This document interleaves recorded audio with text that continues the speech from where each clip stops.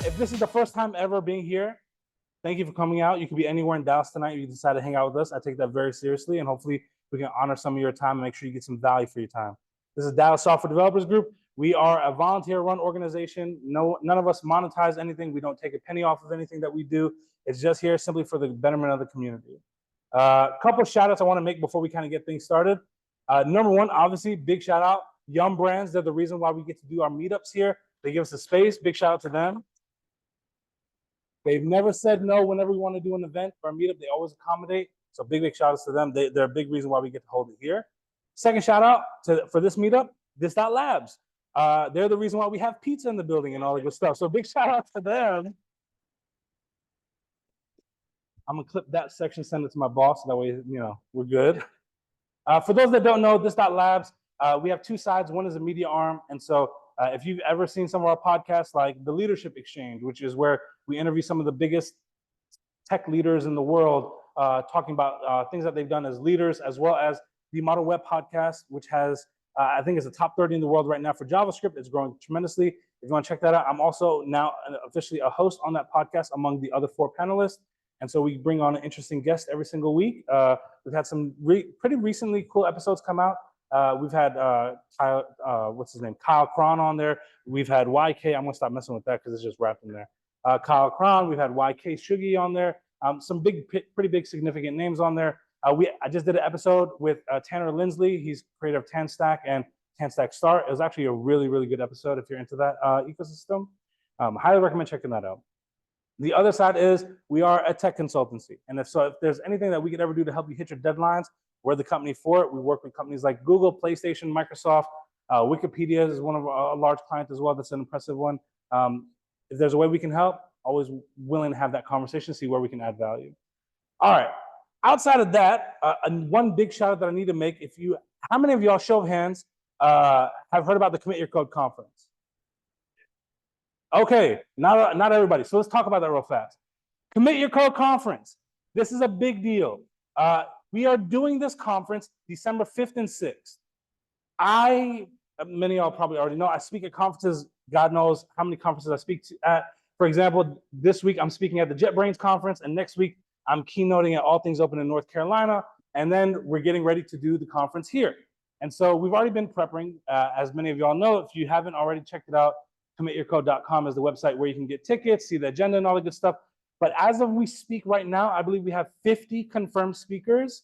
I think once everything's all said and done, we're probably gonna be in the territory of 60 to 70. Yeah, we're doing it pretty big. We wanted to do something completely different. And so I spoke at a conference. I'm not gonna say the name. I think it's a great conference, great organization. But when I came back, someone said, it's my dream to go to that conference, but I can't afford to go to that conference. And that kind of hit me really hard. That conversation really stuck out to me because he was already a developer working in tech, but he couldn't afford to go to this conference. And I think we all know, especially in tech, some conferences can be extremely expensive, right? We're talking anywhere from $700, or this conference in particular was $1,800 to get in there. And so I said, I want to do a conference where everyone in the room feels equal, because one conversation stood out to me at the conference where someone couldn't afford to go, so the only thing that they could do was become an ambassador to go to that conference to get a free ticket. So I said, I don't want someone to feel like they snuck in to be there. So instead of making our tickets $700 or $1,800, we're making them $30. So $30 is the entry point to get into the conference. You'll get meals covered for 2 days, all the good stuff. We don't want to discount your experience. 100% of all ticket sales are being donated to charity. And on top of that, we are publishing all financial data publicly so everyone can see where every single penny went. We're being very transparent in this process. Me and the entire team, Dennis, Eric, Braden Coyer, who can't be here today, Clint, everybody, we're just donating our time. And so none of us plan to make any money off of this. To be honest, I think we're gonna have to dig in the pocket a little bit. But regardless, we're super excited to kind of make this happen and honestly just do something for the community, something worthwhile that's worth talking about, especially when you consider some of the conferences around here.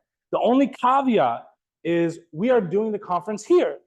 And here we have a capacity limit. So when I tell people to kind of get tickets sooner rather than later, I kind of mean it. I think we've only had tickets on sale for what, 2 weeks? We're already past 200 something tickets. So I would be very mindful, very demure, all that good stuff, and trying to get your ticket while you can. Because my only fear is A lot of the attendees coming are traveling. We've already seen a lot of tickets being bought from other states, some other countries. And I don't want local people that are in the Dallas area to miss out because I'm afraid that we're going to get in arguments of like, oh, I live here and I don't want that to be the case. It's $30. Also, if you can't afford to attend, we've had some very generous people donate tickets as well. And we've offered those tickets to some college students if they want to attend. But if $30 is the reason why you can't attend, we want to make sure that you're here. No one has to know. You don't have to make a public display about it. You can DM me. We'll slide you a ticket. It's no big deal. Your meals will still be covered for 2 days. So you don't have to feel like you're going to miss out on anything. You're going to get the full experience. So commityourcode.com for that one. Yeah. You can submit a session. I will say right now, JavaScript is completely booked. We're still accepting a couple sessions for Java, and we still have some cloud sessions that we're accepting. So if you want to speak in Java or cloud, submit on Sessionize. It's there for you still. It's still open. Or you can always message me and I can send you the link to where that is. Any questions, comments, concerns? Cool. All right. So tonight is a night of Java. For those online, if you've never been here before, you are honorary Dallas citizen for the night. So thanks for coming out. But the way this kind of works is it's our take on a mini tech conference. And essentially the idea is we've done these where we've had 6 speakers in a night. We've done these where we had 2 speakers in a night. Tonight we have 3. And essentially the idea is it's shorter sessions with the ultimate goal of giving you ideas on things that you could research, check out, learn. Obviously, these speakers are going to kind of go a little bit longer than 10 to 15 minutes. Since there's only 3 speakers tonight, we've given them the luxury or ability to go up to 20 if they want to. There's no compulsion. So, if you want to stick to your 10, nothing wrong with that. You want to go to 15, you're free to do so as well, as long as we're staying under 20. So that way we're keeping it to the hour for the educational portion. And then afterwards, for those in the room, unfortunately online, you can't really participate in this, we'll be networking as well. And so all the good stuff. So if there's any questions for the dude, go ahead. Yes. Yes, I would say if you have questions, please, to honor the speaker's time as well as the room's time, try to ask them afterwards. It may be a simple question that they can answer on the side or give you some more detail, or it may be a question they don't necessarily have the answer to at that time. And they could just say, I don't have the answer to that, but let me get back to you. And they'll Discord DM you or something like that. Also, if you're in the Dallas area and you're not in the Discord, highly recommend checking that out. We have, actually, it's not even the Dallas area anymore. We have the Commit Your Code Discord. We have, 12,000 developers in there from all over the world. We have a specific section for the Dallas group, so you can kind of just hang out with local Dallas folks and talk about stuff in the city, or you can communicate with the entire community as a whole. It's completely up to you. But without further ado, I think we can start this off with the first speaker. This speaker in particular, he gave his very first talk ever at DSD, and he is back again, so I'm super excited to have him here. Very strong speaker, so I know we're going to set the tone for the night right. I'm going to bring up Mr. David Kea. Thank you for that, Danny. I appreciate it. Good evening, everyone. How you doing? So, right. So tonight, my talk will be about intro to Java records. So this topic to me, since I haven't done any development work in quite some time, 3 months, right? Seems like forever. That's like eons in the while. Okay. So let's get into this presentation real quick because we're about to talk about some Java records, right?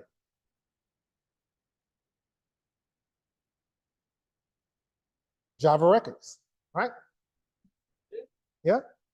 Okay. Yeah, a little soul, a little evangelist, a little another. Ooh, wrong slide. Hold on. My bad.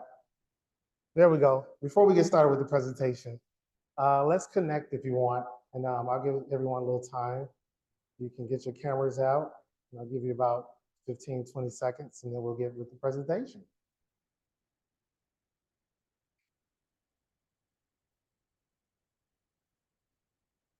I think y'all are faster than that, so let's continue. Okay. So with this presentation, there's some key things I want to go over with. One's going to be the introduction of Java records, right? When did it come into play? And so for a lot of people who've been developing for quite some time on legacy code and things of that nature, line by line code was just one of those things. It was like a passage of right? 100 lines, 200 lines, 300 lines, 400, 500, thousands, who knows, right? So Java said, you know what, finally, after some years, let's come out with Java records, right? Let's reduce some of that boilerplate code. We're gonna highlight that. And then we're gonna see the comparison between Java records and traditional lines of code, or classes, should I say. And then we're gonna see a use case example of each one just to see that difference in others, because obviously I can talk about it, but visual kind of helps just as well as much too in this situation. So let's proceed with that. So traditional classes. Any Java developers here? So you already know. And if you're online and you're not familiar with Java, or you're just learning Java, real world objects, right? We're all real world objects. So let me give you an idea of a class, right? Human class. So what attributes can we assign to this class, right? Yes, we can do that. That's one. We have fingers, toes, right? Hair. Not me though. I'm not including that class. But yeah, right. We include all these attributes, right? So we start out with these attributes in this human class, but we still have to be able to use those attributes, right? So if I want to use those attributes, Java has this cool little thing called constructors, right? You activate this attribute so it can be used within that class. But okay, we got these attributes, then what do we do with these attributes? Well, with those attributes, I guess you may want to do things, right? I may have an eye that needs to blink, right? Or maybe a finger that needs to wag, all right? So those are going to be like your methods. But then once we kind of want to produce those things, that print them out, so to speak, we may need to have them to print out in string. We may not want my finger to equal his finger, right? So there are other parts to the code that goes with these classes that we have to make sure there's a checks and balances that Java does. And so here on the next slide, we'll see an example of that. For the sake of the presentation, I tried, but if I would have made it huge, we would look at 3 of these slides. But for an example, this is a typical Java class. You literally start off with class human, you have your attributes, your constructor, you keep going down, then you have your methods, overrides, all in the class. That's probably about, if I'm in IntelliJ spaces, I guess about 50 lines maybe, somewhere around there. I'm just guessing, just throwing it out there, right? Well, Java say, you know what? We could shrink that for you, probably. Now this is 14. So we had to literally go through 13 iterations of this until this came out, right? 14. So it simplified that. And you say, well, how so? That's literally, I don't know, almost 50 lines with some spaces of code. And classes can be definitely a lot more. This is what Java did. Bam, 1 line for you. That's it. So what we just saw, literally, this is what Java said. Yeah, we can shrink that for you. So literally, looking at the differences where before in the human class, we start off with public class human. For a record, you start off with the class record for human, and then you include the attributes, and Java automatically takes those attributes and does all of that other stuff for you, literally. And I'm like, really? So now I have to go do some projects now, all of a sudden, because now I want to code again, so to speak, right? Well, we're going to see, because this sounds cool. It looks really, really good, but we do need to address maybe some pros and maybe some cons involved in this, right? Because there's always a caveat in this stuff, trust me. So it's always coming. And that was my response. Whoa. Pros and cons. So here we go. So the pros and cons of using Java records with the first 3 pros up top. Reduce boilerplate code, you saw that. It went from We won't even count the spaces. 30 lines of code for one line, right? Immutability, readability, definitely from 30 to 1. Definitely a lot better, right? But hold on to these cons now. Just below that, what can't you do?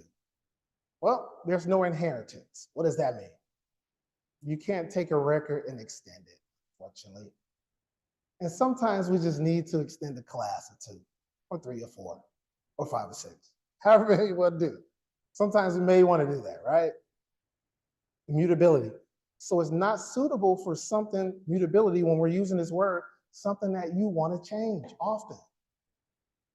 Sometimes we may need to do that, right? Sometimes my finger doesn't wag. Sometimes we may need to just wave. Sometimes we may need to close it. Sometimes we may need to point it. If I have a record, just wagging, that's it. So now we're, okay, and then now, in the public class, we saw our friends, getters and setters. Well, in records, you just get getters, that's it. No changing, no setters, none of that.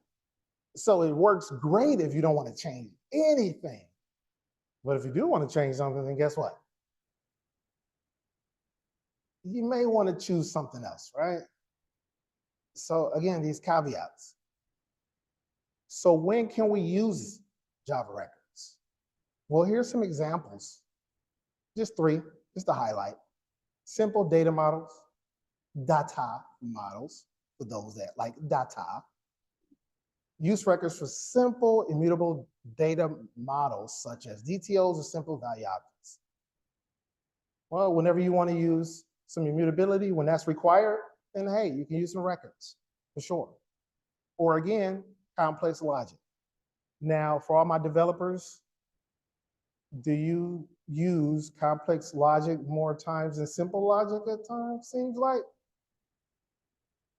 So yeah, you're like, man, Java, you almost had me. Almost had me with the records, right? So in conclusion, Java records, they do offer an alternative to simplified code with some caveats, of course. So where would I use Java records, or how would I explain it? I guess for like beginners, right? If you don't want to scare people away and make them run a JavaScript, right? Right. Or some other framework, possibly. Best for immutability, remember? Like in APIs or concurrent, where my concurrent people, my multi-thread people, you might want to use a record, right? Now, again, limitations. If you need something more complex, you want to inherit another class, extend, then maybe Java Records isn't for you. But then again, maybe it is, especially if you want to do a pet project. Any questions? And that concludes my presentation. Thank you.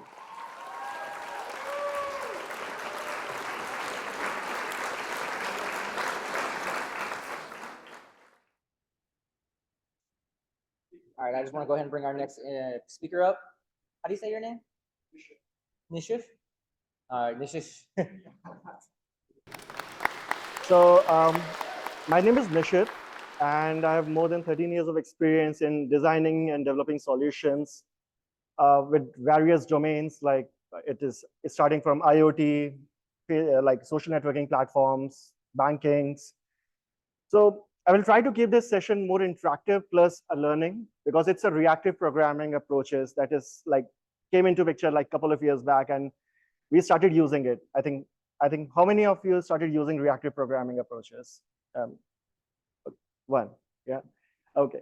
But of course, what is the relevance? Why we should use it? Where we should use it?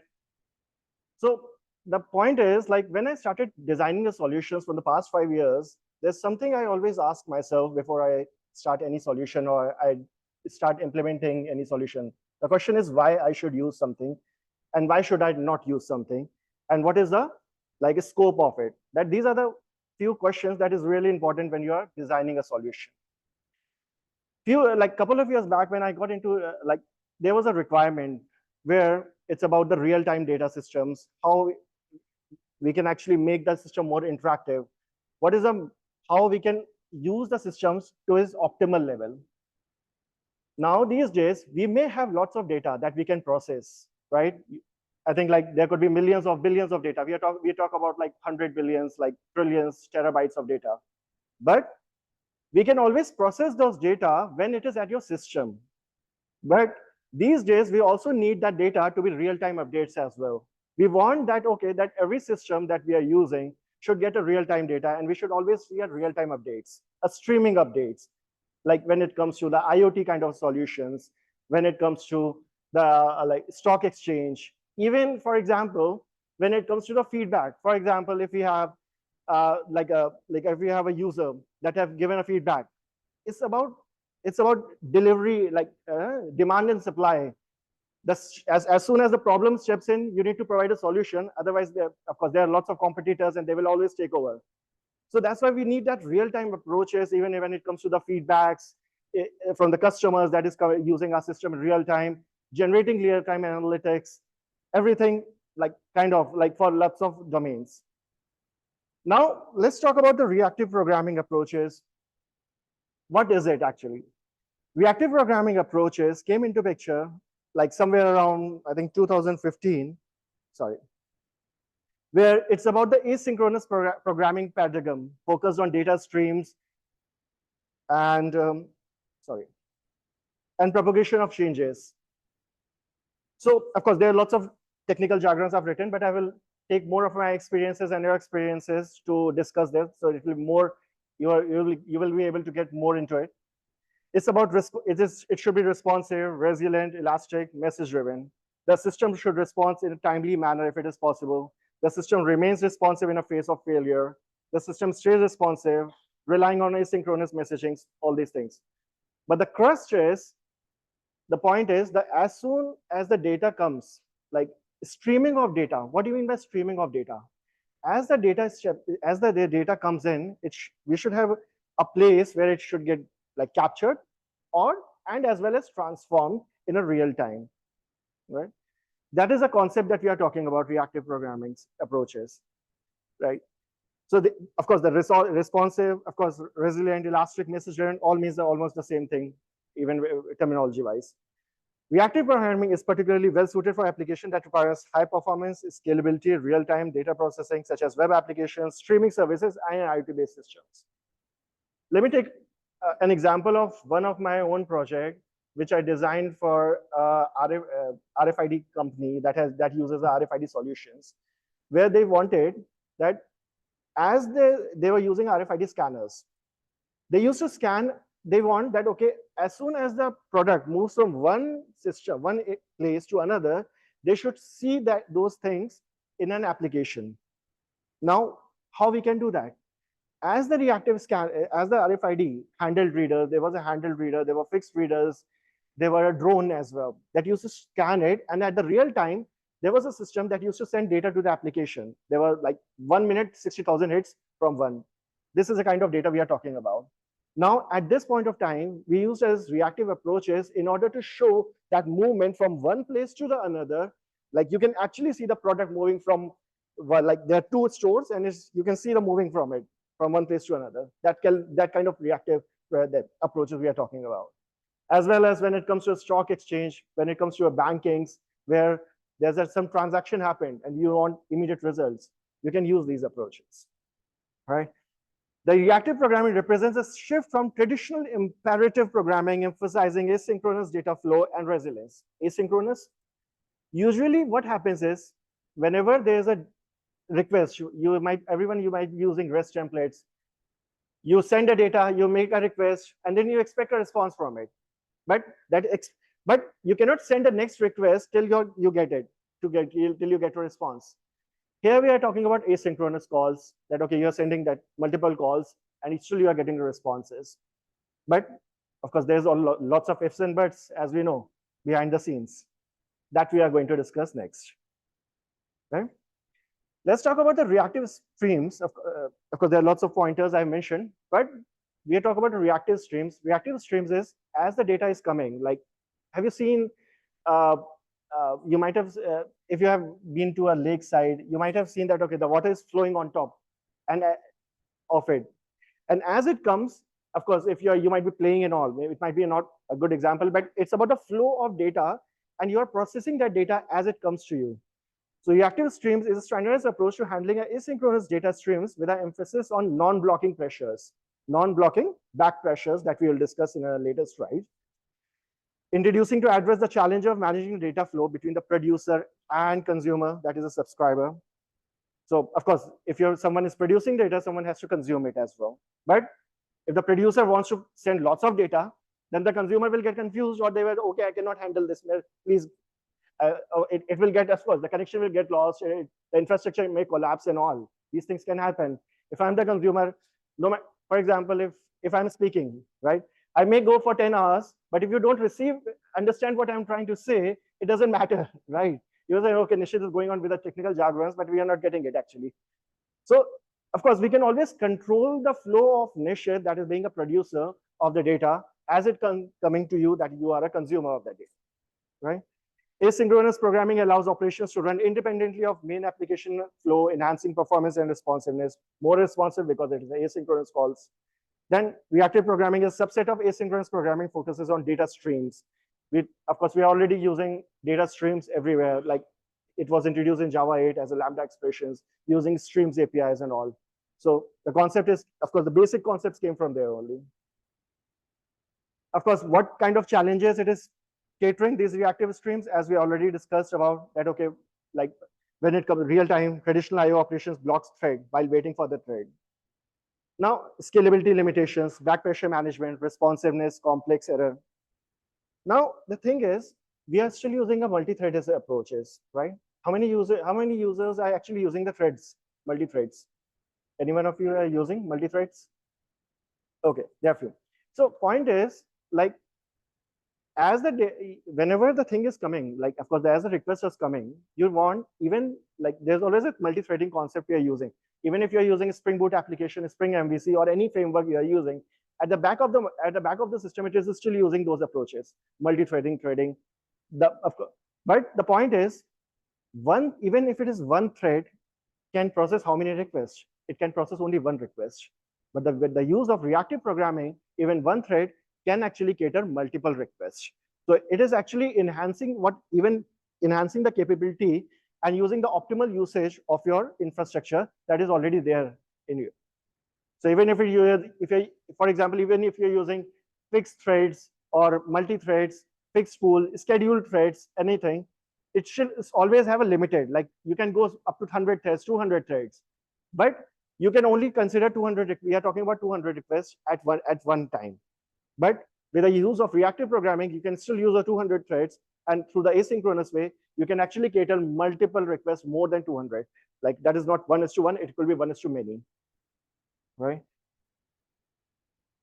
As I mentioned in my first thing, that why we not, whenever new thing comes up, you should always question the capability that why it came into existence, right? When something was already there, why we should start using a thing? Why should we learn new things? But there's always a defect, or there's always an upgrade on something previous that comes up and with the new things. Let's talk about the threads. Reactive programming is not doing something that we cannot do by ourselves. We can always create our own threads. We can always create a customized code. Being a code developer, being a R&D person, I always thought that, oh, why we are using reactive approaches? Why not use a thread, futures, of course, compatible futures or not? But there's a reason behind it. Of course, the thread has limitations, as you can see. Each thread consumes a significant system. Of course, managing thousands or millions of threads is impractical. Handling synchronizations, deadlocks, and thread life cycles can become complex. These are the issues that comes up. When it comes to future incompatible, no matter, it can still use asynchronous approaches, but still, future doesn't inherently use, of course, there's something called back pressure I talk about. It cannot handle it. And there are lots of code that you need to write. So when using a reactive programming with other like Webflex, there are other things that we can use. Of course, these are mentioned as we come across more slides. The point is, when have you heard about Spring batches? How many of you are using Spring Batches? Okay. So is Spring Batches doing something that we cannot do by ourselves? Maybe not. We can always develop that by our own. But it came up with a package, a solution that we can use directly with few steps, and it is doing our homework, that complex programming. It has already given us lots of classes and all that we can use directly rather than creating our own. So similarly, when it comes to reactive streams and of course the frameworks that we are using for reactive programming, it came up with a proper well-defined frameworks that we can use directly rather than creating our own. Of course, with a combination of threads, futures, and completable futures, we can always create those things. But it will always, of course, it's not a complete framework. We can always spend another 10 years and develop that solution. But the point is, but this solution came up as a package for us that we can readily use, and with of course the back pressure and all, that is another feature that came up. Right? Let's talk about the use cases. Of course, you can share your own use cases as well, where you are using it, where you can use. Like, first of all, as I already mentioned, the real-time data processings, like non-blocking queues, microservice distributed systems like reactive streams facilitate smooth data flow, back pressure management between services, enhancing scalabilities and resilience. Internet of Things, I already take an example of RFID technology that we have designed, banking solutions, streaming applications. Let's talk about the video conferencing tools that we are having right now, right? Live broadcasting platforms, multimedia content, a live video streaming services such as Reactive Streams to handle video data transmissions. Okay. But there's another question. Kafka is already there. Why we are again use reactive approaches? We said, okay, threads, okay, not use. Futures, we cannot use. But why should not use Kafka? Now there's a difference between using a Kafka being a messaging protocol that we say. There are few reasons that how reactive programming is different from reactive approaches are a bit different from Kafka. They are basically complementing each other.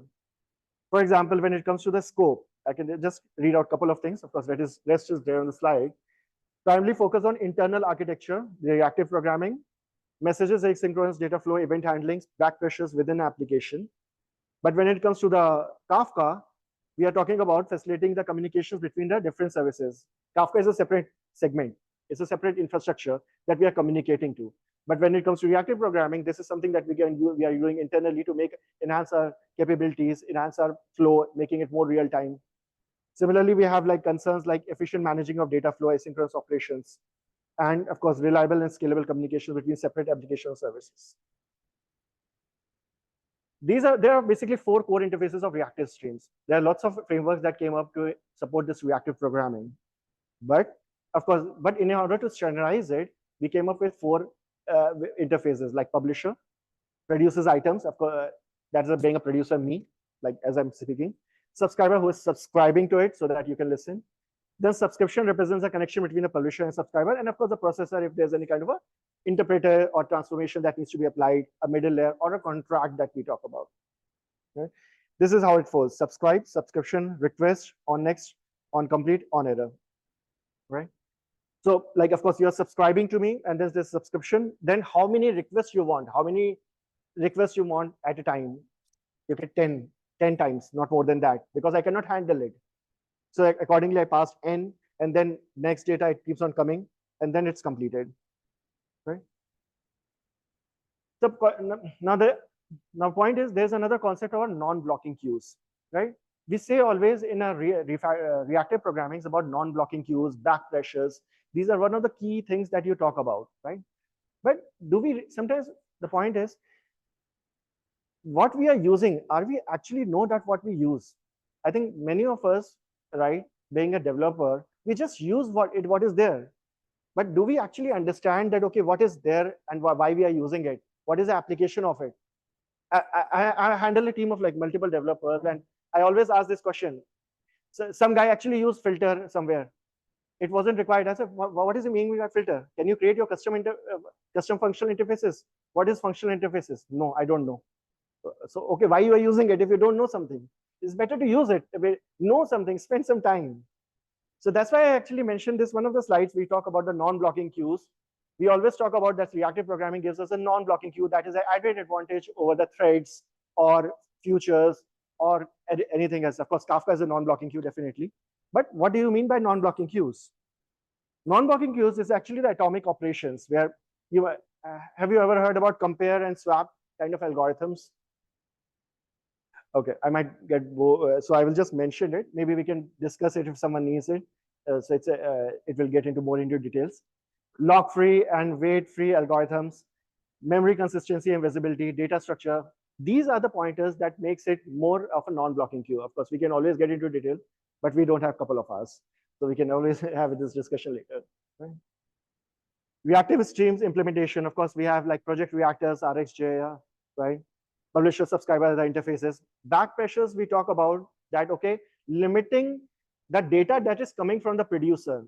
If the producer keeps on sending millions of data and the consumer do not have the capability to use it or consume it, does it make any sense? No. That's why we send that, okay, we can always have an option that we can send, okay, send me only 100 requests. I cannot, otherwise I will be collapsed. So in that way, we can always mention that, okay, that's why it has a back pressure capabilities as well, right? So I think I've discussed lots of things about reactive. It might be boring, but of course, you can always come up with the questions and your real-time scenarios. We can always discuss the solutions that you want, right? So feel free to like ask any questions. Thank you.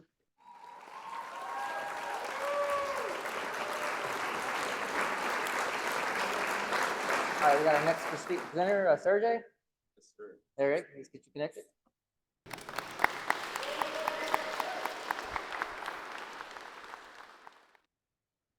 Awesome, awesome. Thank you so much for coming. This is a night of Java. Pretty exciting stuff today. I have a pretty exciting topic to talk to you all about. But before, because you probably don't know me, I would like to introduce myself. We're going to the next slide. And here we go. My name is Sergey Kryvets. I'm a senior software engineer / tech lead at the First United Bank. I have close to 10 years of experience, 8 years of which were coding and 2 years of Googling. Quick disclaimer, all the views are my own. I have not been paid, bribed, or offered a free coffee to talk about anything today. Everything that you're going to hear is fueled by my own curiosity and a bit of too much caffeine. Today, I'm going to talk about a new way of building full stack application with Hilla. But before I do that, I would like to share my personal story with pain points which led me to discover Hilla and why I'm so excited to talk to you about it today. So not a long time ago, I joined a Toastmasters. This is the organization that helps people to improve their public speaking skills. And the way it is done is through the series of weekly meetings where members of the clubs take on various roles, such as speaker, evaluator, Toastmaster, and so on. Filling out those roles is important because it allows members to practice various aspects of public speaking. And this where you notice the first problem. It took a valuable amount of time to fill out those roles in the beginning of each meeting. And this, as a developer, where I saw the opportunity to solve that problem by building an online booking system. If we do that, members will be able to fill those roles in advance, reducing the amount of time necessary for administrative tasks. And the next problem I faced to decide on a tech stack. As on the front end, I decided to use one of the most popular frameworks out there, React, because it has a huge ecosystem of libraries. On the back end, I thought about using no backend solutions such as Firebase, Supabase, and all the others, but all of them had either pricing or technical limitations. So I landed on the tool I knew how to use the most, and that is a tool, Spring Boot. But as I started to build the application, I hit a snag. Exposing REST endpoints, managing 2 code bases, and trying to sync those 2 together took that valuable time that where I actually need to develop features. And this time got so much, spent so much time on it just instead of building the actual features in hand. And this, where unfortunately too late, I discovered a framework called Hilla. And Hilla addresses this problem in a very interesting way. We're going to build an app today together. Before we do that, I would like to show you how to find Hilla on the web. And for that, I'm going to put this mic right here, if you guys be able to hear me. So I'm going to switch to my Chrome browser, and I'm going to type Hilla framework into Google. It's going to be on the first page in Google. As soon as I click on it, I'm going to be presented with that page. It tells that it's a full stack React framework for Spring. Before I'm going to go into the details, I would like to show you the URL. It says vaadin.com Hilla. So Vaadin is actually the company that makes Hilla framework. This company has been around for more than 20 years. They're pretty reputable and known in Java community. So they also produce a few other frameworks, but we're going to talk about Hilla today. So what I'm going to do is I'm going to hit get started, and Hilla proposes us a couple of options to initialize a project. What I'm going to do is I'm going to choose this Hello World initializer at the bottom. I'm going to hit edit, going to click Hilla, and all the other options we're going to leave as a default. I'm going to hit download, and it's going to download the zip archive. It's very similar to Spring Boot initializer if you used it before. We're going to have our archive downloaded into downloads, and I'm going to open this in my IDE. I'm going to take a moment to load. And if we see on the left side in my Explorer, there are a couple of files and folders, but this is pretty typical Java Maven archetype project. The places we're interested in is Java and frontend. Java and React are bundled in this repository together. And what I'm going to do is I'm going to hit start, because IntelliJ detected the class with an entry point. I'm going to hit start. As I hit start, it's going to download all the packages, dependencies, npm dependencies that we need for the project. And while it's doing that, I would like to talk about the app that we're going to build today. The app that we're going to build today is developer favorite things. But this app is going to have a twist. We need to put the wrong things only. So I would like to encourage you to think about the things that you like the most, quote unquote, as a developer. And we're going to build our application using this idea. So as we see right now, the build has finished, and I'm going to go to my browser. We see this Hello World layout.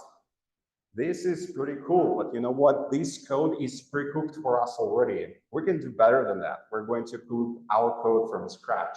And in order to do that, I'm going to nuke this hello endpoint that we have. And I'm also going to nuke a couple of files from our views folder. So I'm going to nuke layout. And I'm also going to remove a couple of things from here. So I'm going to put hello world instead. Actually, since we're in Texas, I'm going to put howdy world. So, and I'm going to remove, let me remove that sharing screen. I can't see. Perfect. I'm going to click here and remove all our inputs. Perfect. I'm going to go back to our browser, and we see hello world. Can you guys see that? That's very small. Boom. Howdy. Now what we're going to do is we're going to go build our favorite things app. The first thing that I'm going to do is I'm going to create a Java service. I'm going to call it favorite. Oops, if I can type favorite things service. Perfect. So we're going to annotate this as a service because this is regular Spring service. And now I'm going to create a method that is going to be our favorite things. And this is going to return a list of strings. And the first thing that I'm going to put right here is, as a developer, I really like for documentation. So any other options right here? Comments explain the for documentation. What's that? Comments explain the for documentation. Yeah. The opposite, right? Yep. Light mode. Light mode, attract bags, perfect. Tag that, perfect. Oh, that's my favorite. Awesome. Deadlines. Perfect. We will have ability to add more in the end, but for now, we have a list of things. They can be served from the database, but for our demo purposes, we kind of hard coded them here.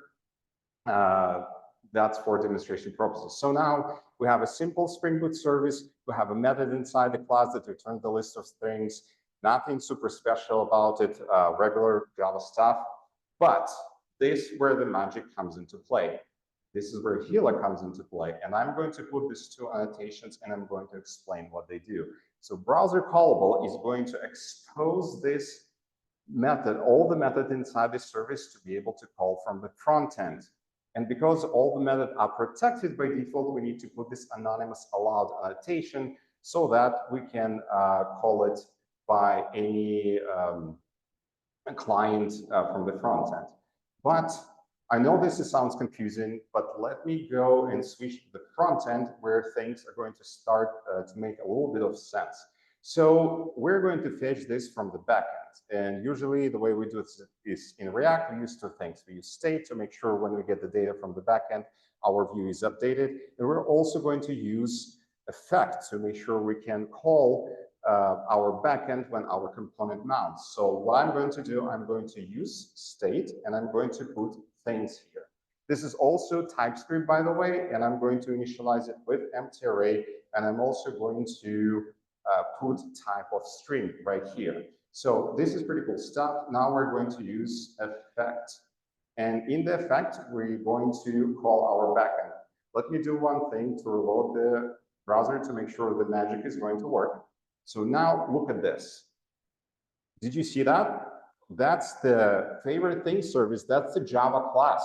I didn't write, did you see me write this on the front end? I don't remember that. So what we have here is we have TypeScript class that has a method. It's very similar to what we have in Java. And this, what browser callable did. Actually, if I go to inspect the definition, it says makes the method of the annotated class available to the browser, which class a corresponding TypeScript class is generated into front-end generated with TypeScript. So we have the types automatically generated.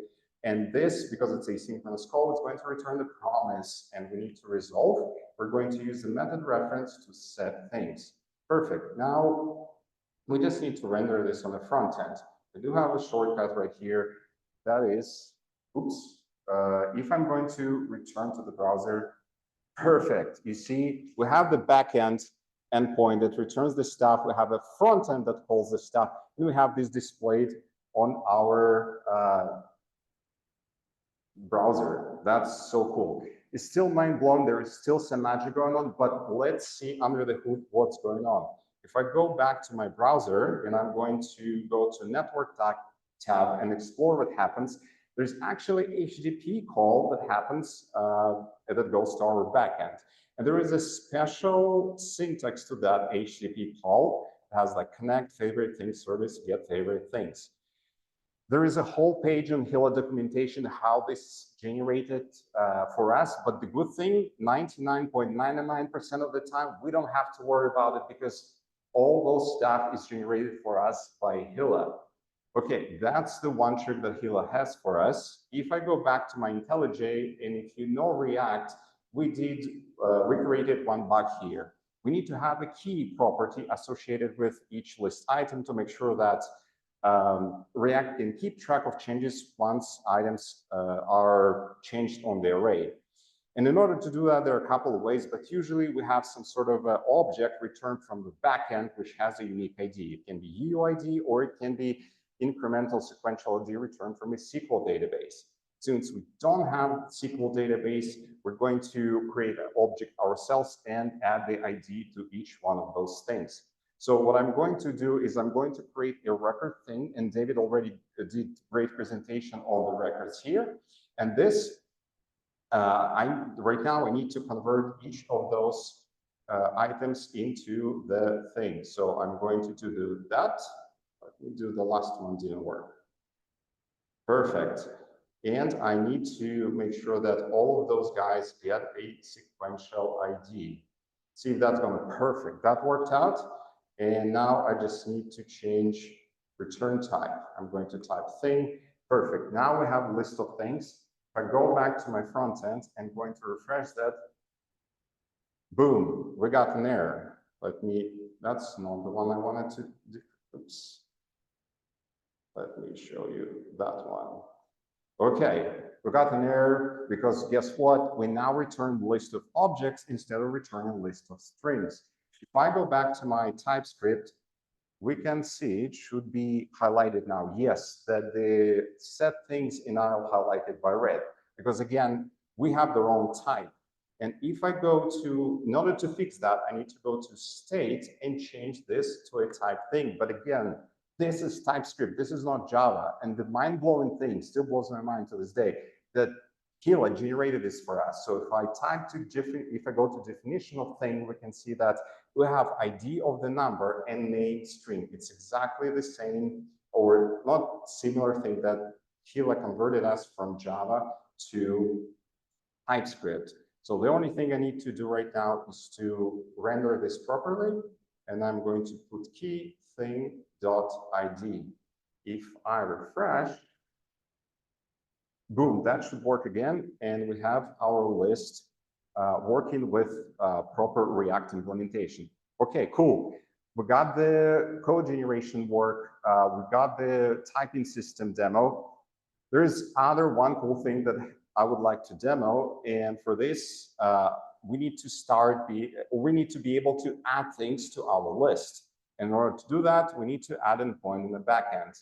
We're going to pull this list of things into array. So I'm going to type array, and I'm going to import all the stuff that we have over here. So I'm going to take this, paste it over here, and I'm going to now return a list of things. Perfect. Again, this is going to be a memory array for demo purposes, but you can also use the database. Now I'm going to implement method that add, oh, autocomplete was really good. Where did you go? Perfect, come back. Now we need to add a thing. We're also going to return that thing to the front end with a new ID. So the way I'm going to do this, I'm going to add new thing, and I'm going to, actually, I need to change this to string name. I'm going to use the ID of the last item in the thing array. So I'm going to do things get last, give me last, perfect. And I'm going to increment this ID by 1. And I'm also going to pass the name that we're going to get from the front end. Perfect. To put the, okay. That is going to be our new thing. Next thing I'm going to do is I need to add this into our array. Perfect. That was a great auto-suggest. Thank you. And I'm going to return new thing. And I'm also going to print that so we can see. I'm going to say new thing. Thank you. Just not the ID, the entire thing. All right. So we have our 8 favorite thing on the back end. What's not working? Okay. Method symbol get last. And let me go back to, that's actually only Java 21 method. That's one of the reasons if you use Java to work, just use get last method. You need to convince your team to use Java 21. Pretty compelling reason. Okay, are we back? Awesome. That compiles? Yes. Now the last portion, and this is another pretty cool thing about Hilla, is that it comes with a pre-built set of components. There are about 40 components over there, and one of them I'm going to use is message input. I'm going to use onSubmit method, and I'm going to say handle add submit.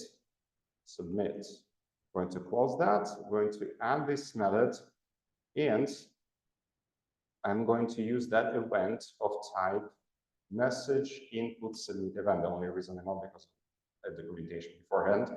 So if I'm going to type edetail.value, it's going to be our name that we're going to pass. I'm going to create a variable set name. Probably should be const, but we're fine.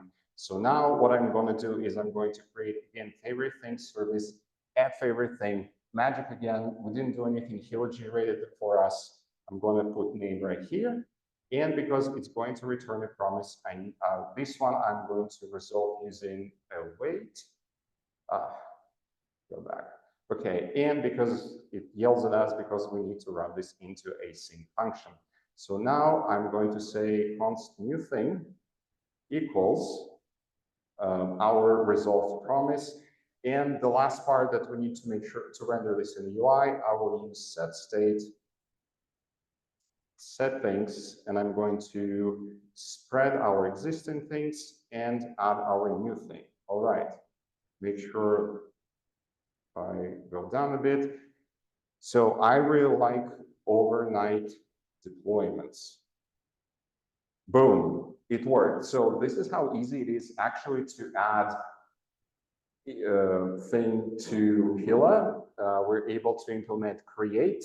From CRUD, we're able to implement read. And there are way more things we can go over. Look at this. In very short time, we're able to implement pretty much all the things that most of the application rely on. So with that, I'm going to switch over to my presentation to talk about other things that Hilla offers. Full screen. So there is a portion where you can add a validation to Hilla. You just add annotation and it's automatically add this on the back end and on the front end. So we don't have to spend the time implementing our own on both sides. Hilla comes with security. You can use session-based, JWT-based, or OAuth-based authentication, authorization, security. Streaming, our colleague before presented the whole session on streaming, and Hilla supports streaming out of the box. You can use Flux to generate continuous streaming data from the backend, and it can generate subscriber event on the front end to make sure we get all this stuff updated. It can also be used for notifications. It uses WebSockets behind the scenes, but again, we don't have to worry about all that stuff. Routes, if we add the new React components into our views folder, it will automatically create the route for our front end. So, but you also can manually override one. Use cases. So it seems like Hilla has this monolith approach, but in fact, it doesn't. It's not the goal of Hilla to eliminate microservices, nor to push us back to monolith. It has a very specific use case. We still need to have these microservices with public APIs, and we still need to have this separate front ends. But if your API is not public, if your APIs is only served for the backend, there's like a BFF pattern. If you're on a smaller team or you're a solo developer, and if you need to utilize robustness and production readiness of React and Spring Boot without trying to marry them two together, I really and highly encourage you to give Hilla a try and see what you think. Thank you.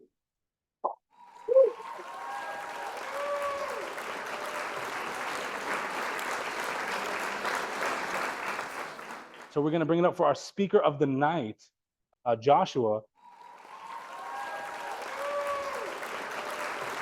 Hi, so my name is Josh, and I'm going to be talking about the Java Streams API today. So I built a website out for this. So a little intro to Streams. If you didn't already know, Streams was introduced in Java 8. And prior to this point, most of the programming that we did in Java was imperative, meaning that we had to explicitly tell the computer what we wanted to do step by step, using things like loops and conditionals to specify the sequence of actions. So when Streams came around, that offered a functional and declarative approach for us to perform operations on a collection of objects. So with Streams, we specify what we want to do through the operations, and the how it's done is actually handled by the Streams API itself. So another thing about Streams, the iteration is handled internally. So that eliminates the need for explicit loops, that reduces your runtime and saves memory. Streams are also immutable. So each operation that we do within a stream is not going to modify the original data. So if you look at this example right here, we're declaring that we want to filter names that start with an A. And we're doing all of this without having to specify any of the iterations or data manipulation that's taken place. So as you can see, it makes it a little bit more readable, it's concise, and anytime we could write less verbose code with Java is a win. So the stream pipeline. So when we create a stream, that creates a pipeline, and in that pipeline, there's 3 stages. You have your source, and then your intermediate operations and your terminal operations. So as you see right here, we're calling stream on names. Names is our source. This is the data that we're getting to start the stream on. Filter, that's the intermediate operation. Intermediate operations can be chained together. They could either be stateful or stateless. This one, for example, is stateless because we don't need to know any prior working memory of the iterations before the current. Also, this is our terminal operation, and because streams are lazy, this will not trigger until this is invoked. This is what triggers the entire execution of the stream and determines our runtime cost. So a little bit more about lazy evaluation and short circuiting. This is one of the key features of streams, in my opinion. It helps optimize performance, so it's going to delay execution of operations until a result is required. So if you check this example out right here, when this code block executes, this won't run yet, this won't run yet, and this is our terminal operation, but it's also a short circuit operation. So this is going to trigger the execution. So for an example, if streams were eagerly processed and say that this list of names had 1,000 elements, we'd have to process every single element one by one, even if we only needed one result like we do right here. So this is going to short circuit out as soon as a condition is satisfied. So another thing about streams, you could also have parallel streams, and the only difference is the way you declare that, and that is just .parallel stream. So what this is, it runs concurrently by splitting tasks into smaller units, and that executes across multiple threads. And the underlying framework of this is the fork join pool. This manages the thread management and the execution. It's all handled by the parallel streams. Like we said, task splitting, that's automatically handled. And same with task coordination. So all the results from the threads are going to be combined. So there are some trade-offs when it comes to parallel streams. For larger data sets, you will reduce your runtime, and it's going to make use of all the CPU cores available to process that faster. But you do increase your memory usage because of using multiple threads. It's going to require additional memory. So some considerations.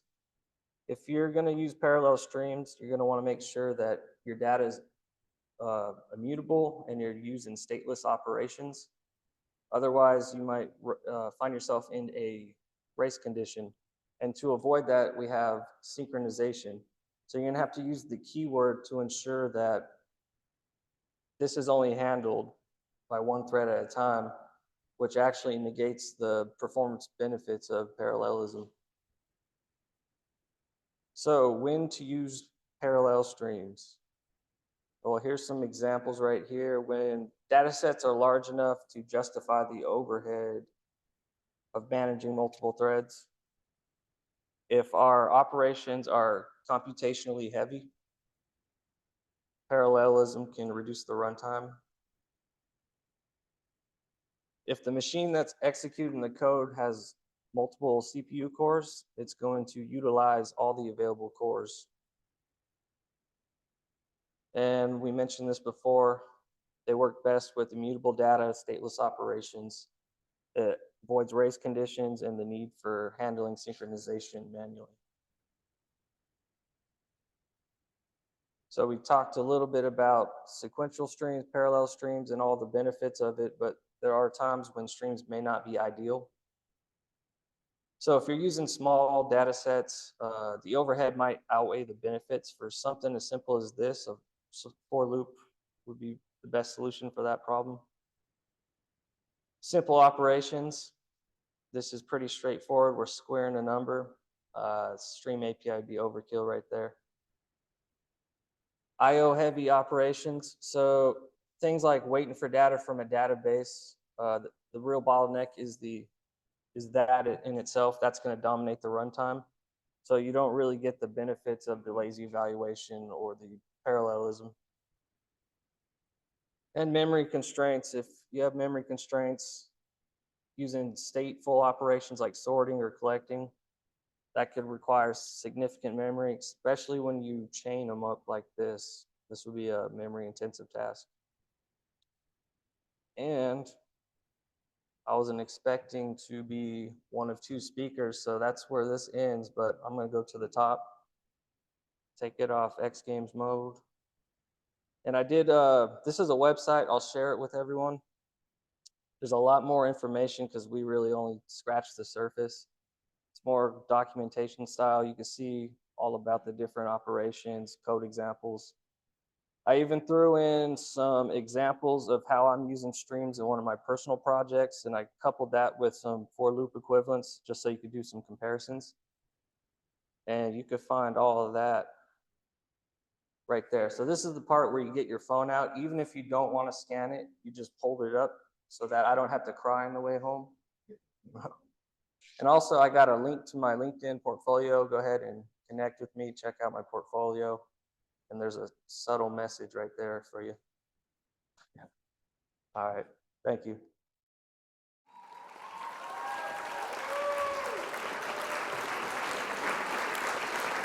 All right, everyone, we are done for tonight. Thank you for joining us, and y'all have a good night.